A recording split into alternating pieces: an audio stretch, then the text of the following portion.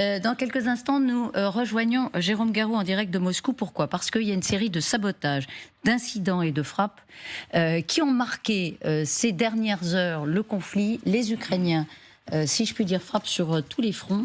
Pourquoi maintenant? Est-ce que c'est concerté? Est-ce que ça vient évidemment de la même origine, de la même entreprise, si je puis dire? On va d'abord s'arrêter sur un déraillement hier matin à Briansk. Briansk, c'est en Russie, c'est à quelques kilomètres de l'Ukraine. Bonjour Nargis Hadji, merci d'être avec nous. Que sait-on de ce déraillement de Briansk, Nargis? Eh bien, vous l'avez dit, nous sommes dans la région de Briansk, donc juste à côté de la frontière ukrainienne. Hier, à 10h17 précise, entre les villes d'Ounetcha et de Rasuka, soit une soixantaine de kilomètres de la frontière ukrainienne, quand ce train transportant, entre autres, des hydrocarbures prend feu. Voici ce qu'a déclaré le gouverneur de la région. Un engin explosif non identifié s'est déclenché, ce qui a entraîné le déraillement du train de marchandises. Pas de victimes. La compagnie bélarusse des chemins de fer a précisé dans un communiqué que l'engin explosif a explosé à environ 50 mètres du train. Voilà, c'était un train biélorusse qui effectivement circulait sur les voies russes. Jérôme Garraud, merci d'être avec nous en direct de Moscou. Vous êtes envoyé spécial de TF1 LCI. Est-ce que ce déraillement, Jérôme, fait du bruit à Moscou? Bonjour Elisabeth. Déjà, il faut savoir que ces sabotages en série, on en parle aujourd'hui et ce n'était pas le cas il y a quelques mois. Depuis plusieurs semaines, il y a quand même des accidents, des incendies, des sabotages avérés. On a beaucoup parlé de ce déraillement de Briansk. Le gouverneur a communiqué assez vite là-dessus. Je vous propose de l'écouter tout de suite et on en parle juste après. Tous les services de secours sont sur le pied d'œuvre. Ils travaillent. C'est le groupe de sabotage et de renseignement qui recherche ceux qui ont fait sauter cette voie ferrée. Voilà, l'information a par ailleurs été relayée par les agences de presse, par l'agence de presse russe TASS qui est la plus importante. Donc ce que je veux vous dire, c'est que ces sabotages en série, c'est pas un tabou, c'est pas un sujet secret en Russie. Après, ceci dit, ce matin, j'ai regardé la télévision russe, j'ai vu quand même assez peu de choses sur ce déraillement. Toujours est-il que les autorités russes, elles prennent ces menaces très au sérieux, surtout à l'approche du 9 mai. Vous savez, le 9 mai en Russie, c'est le jour où on célèbre la victoire de l'Union soviétique sur l'Allemagne nazie en 1945. C'est quasiment la fête nationale. D'ailleurs, c'est un jour férié. Eh bien, on sait déjà qu'ici à Moscou, la parade militaire est maintenue, mais le défilé aérien est annulé. Le défilé des Immortels, qui est un défilé un peu plus populaire, est annulé également. D'autres villes de Russie, pour le 9 mai, ont annulé leurs festivités, toujours pour des raisons de sécurité. Alors, il n'y a pas de panique en Russie, pas du tout, mais il y a quand même un climat un petit peu plus tendu. Merci beaucoup Jérôme Garraud. C'est intéressant parce qu'effectivement Moscou s'émeut, avant de voir avec Nargis dans quelle campagne effectivement ça s'inscrit, ce qui paraît être une campagne ukrainienne de sabotage. On va en parler. Le fait que Moscou, sur ce déraillement-là en particulier, veuille absolument communiquer, qu'est-ce que ça dit? Alors, il y a quand même aussi la possibilité que Moscou, en mettant en avant ces faits, justifie son action et justifie des mobilisations à venir, justifie les efforts de guerre. À partir du moment où l'ennemi est identifié, l'ennemi vient vous menacer chez vous, ça donne un habillage à toute l'opération. On n'est plus dans une opération à l'extérieur, on est une opération globale qui inclut aussi le front intérieur. Donc ça peut aussi arranger la propagande de Poutine, de dire regardez, ils viennent nous attaquer chez nous, donc on doit se défendre et donc on doit en rajouter. Parce qu'on se dit souvent que Moscou ne doit pas paraître... ne doit pas, disons, insister sur la vulnérabilité de la Russie. Or, elle est attaquée à l'intérieur, là, depuis quelques temps. Oui. Et elle a besoin aujourd'hui, en revanche, c'est peut-être ça, elle a besoin aujourd'hui de ces arguments pour justifier une opération spéciale qui passe de moins en moins. Et le gouvernement russe, depuis des mois, dit qu'il n'est pas en guerre avec l'Ukraine, mais avec l'ensemble de l'Occident, avec l'OTAN. Et donc, que l'OTAN vienne attaquer la Russie chez elle, ça justifie évidemment toutes les escalades éventuelles. Alors avant de vous entendre les uns et les autres, pardon Catherine, ce qui est intéressant, c'est effectivement d'inscrire ce déraillement dans un ensemble d'opérations. Nargis, vous les avez recensées, des opérations qui ont eu lieu ces derniers jours et au-delà d'ailleurs, ça avait commencé déjà. Oui, exactement. Et toujours lundi, hier, la même journée. Cette fois, c'est une ligne à haute tension qui est endommagée, là aussi par un engin explosif. Cette fois, c'est dans la région de Leningrad, tout près de Saint-Pétersbourg. Donc, une ligne à haute tension endommagée, on le voit donc par un engin explosif. 2 incidents en terre russe le même jour. Et la veille, eh bien, la région de Briansk, dont on parlait il y a quelques minutes, a été touchée elle aussi. Une frappe ukrainienne qui a fait 4 morts dans un village. On peut parler de sabotage transfrontalier en série, car nouvelle attaque, mais cette fois eh bien, en Crimée, tout près de Sébastopol. Un dépôt de pétrole, cette fois, est touché. Cela a provoqué un énorme incendie. Vous le voyez, cette épaisse colonne de fumée noire, un feu qui s'étend sur près de 1000 mètres carrés. C'était donc samedi en fin de journée. Une 60aine de pompiers mobilisés. Ce même dépôt pétrolier eh bien, fournissait du carburant aux navires russes qui ont lancé la semaine dernière des missiles sur l'Ukraine. 10 réservoirs de détruits, soit 40 000 tonnes de pétrole. C'est beaucoup. Aucune victime n'est à déplorer. Vous le disiez, depuis le début de la guerre, les régions frontalières de l'Ukraine sont souvent prises pour cible, notamment les bases militaires, les centres de recrutement de l'armée ou encore les voies ferrées. Et selon un décompte de Mediazona, un média d'opposition russe, décompte publié mi-avril, et bien depuis l'automne, plus de 65 personnes suspectées de sabotage ferroviaire ont été arrêtés en Russie. Merci beaucoup, Nargis. Ce sont quelques-uns, évidemment, des sabotages, incidents qui ont été, qui ont été faits la semaine dernière. Et ces dernières heures, le déraillement de Briansk, la ligne à haute tension dans la même région. Et puis ce week-end, cette frappe sur un dépôt pétrolier avec ces images inouïes quand même, en Crimée. Est-ce qu'il y a un lien, amiral? Il y a certainement un lien qui est de préparation de la contre-offensive ukrainienne. On est là en train d'essayer de briser les lignes logistiques russes dont on connaît l'importance, en particulier tout ce qui est le transport de carburant. Le carburant, c'est la mobilité des armements, des véhicules. Et par conséquent, si on prive les forces russes de leur ravitaillement au carburant, eh bien on les paralyse, ce qui est très important avant une contre-offensive. Est-ce que ça signe l'imminence? L'imminence, c'est un mot qu'a utilisé le président Zelensky avant-hier soir pour parler de la contre-offensive. Il a parlé des grandes batailles qui sont imminentes. Voilà. Est-ce que ça signe? Est-ce que ça indique l'imminence? Ou pas du tout? Pour moi, pas particulièrement. Ce sont des événements précurseurs, c'est absolument certain. Maintenant, si même le président de la République parle d'un phénomène imminent, ça va arriver bientôt. Le président Zelensky. Oui, c'est lui. Mais alors, Kiev a revendiqué là, ce panache de fumée extraordinaire, si je puis dire, dans sa dimension. En Crimée, on ne sait pas du tout qui a fait dérailler le train. On ne sait pas qui a saboté les lignes de haute tension. C'est à 60 km de l'Ukraine, donc vous pouvez très bien avoir soit un commando sur place qui peut être un commando biélorusse, puisqu'il y a une position en Biélorussie et qui est allié à l'objectif des Ukrainiens, soit alors c'est carrément un commando ukrainien qui est allé, vous avez remarqué que cette voie est une voie unique, qui est allé faire sauter cette voie, qui est une voie de ravitaillement, et Moscou a bien besoin de carburant. Mais c'est coordonné ou pas, à votre avis? Ah c'est coordonné. Il faut se rapprocher de ce qui se passait pendant la Seconde Guerre mondiale. Il y avait des messages qui étaient diffusés pour les partisans.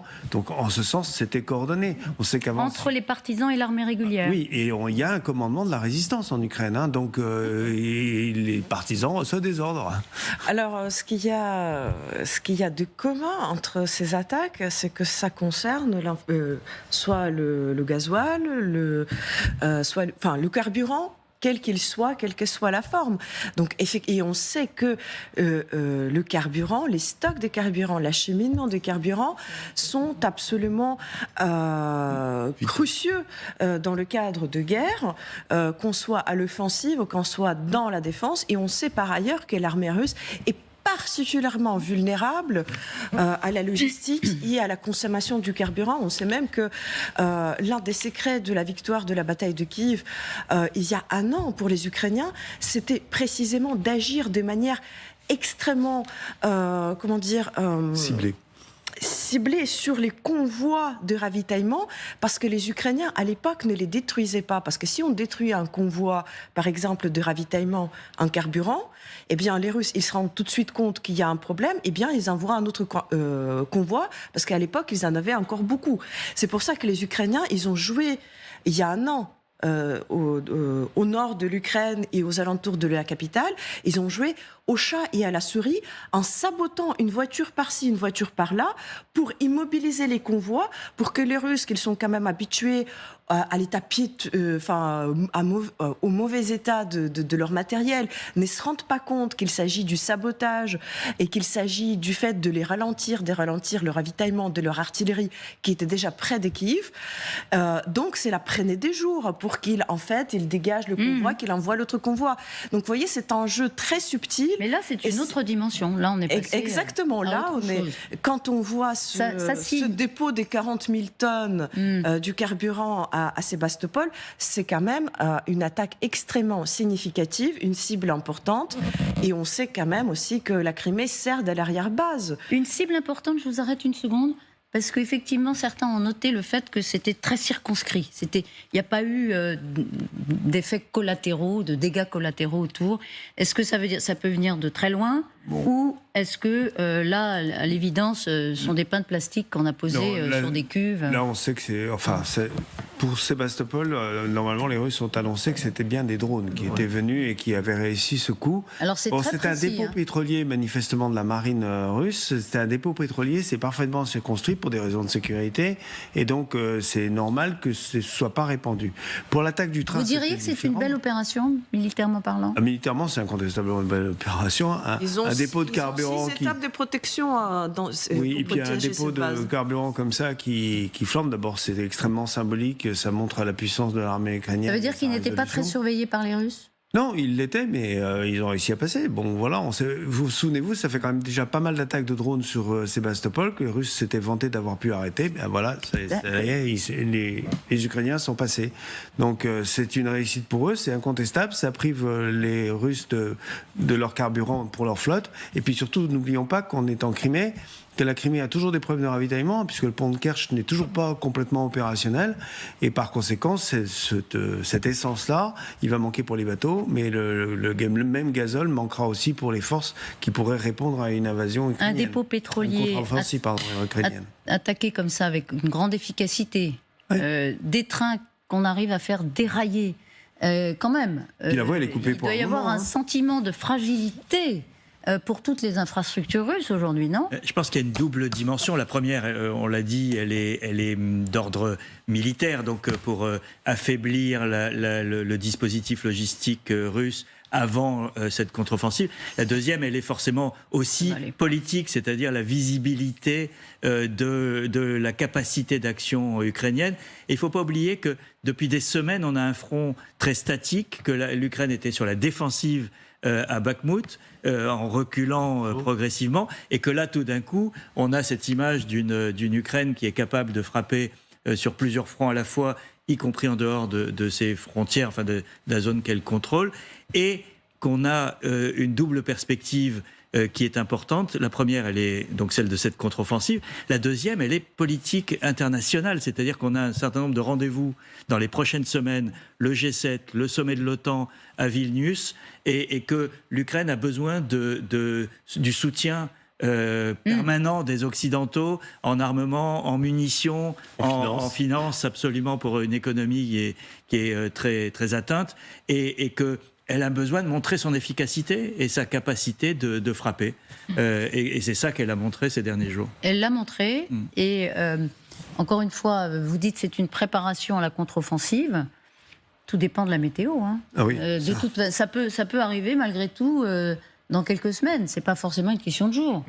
Bon, on a dit que 98% des armes promises par l'Occident étaient arrivées. On l'a dit la semaine dernière. Effectivement, le président dit que c'est imminent.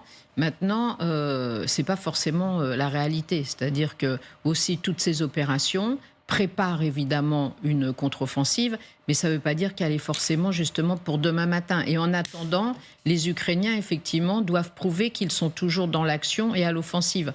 Le fait aussi que les Russes révèlent ces attaques, ça permet aussi au Kremlin, je pense, de mobiliser, de réveiller un peu l'opinion publique russe et de légitimer, encore une fois, son opération militaire spéciale en disant, si on n'avait pas attaqué l'Ukraine, vous voyez ce qui se passe là, ça aurait été puissance 10 parce que ça prouve bien qu'effectivement, les Ukrainiens ne sont que le bras armé de l'OTAN qui veut s'en prendre à la Russie. Ah oui, c'est un argument défensif. Bien sûr. En réalité. Absolument. Et là, la Russie est sur la défensive dans Et l'argumentation. souvenez-vous que la sur semaine guerre. dernière, il y a aussi un drone chargé de 17 kilos d'explosifs qui est arrivé non loin de Moscou.